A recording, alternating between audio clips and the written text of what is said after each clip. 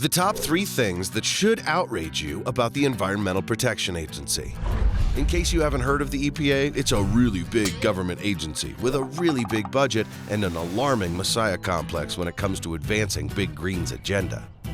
Number 1, the EPA is hell-bent on raising the cost of electricity for your family. According to its own estimates, new regulations on coal-fired power plants could drive household electricity bills up by more than $1,000 a year. Oh, and these same regulations are predicted to kill off more than 600,000 jobs. Number 2, this bureaucratic government monster can't seem to keep track of its own employees or its own budget. Last year, the world discovered that John Beale, one of the EPA's climate policy experts, was actually an expert in defrauding America. Beale used little effort to convince his bosses, including current EPA Chief Gina McCarthy, that he was a CIA agent spy.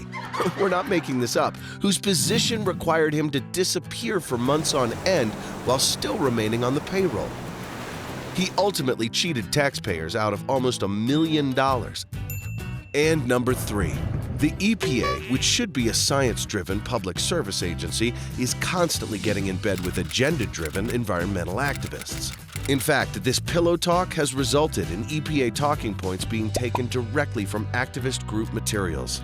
There is even a scheme in which the EPA encourages environmental groups to sue them in order to get a court to allow them to create stricter regulations without much input from the public.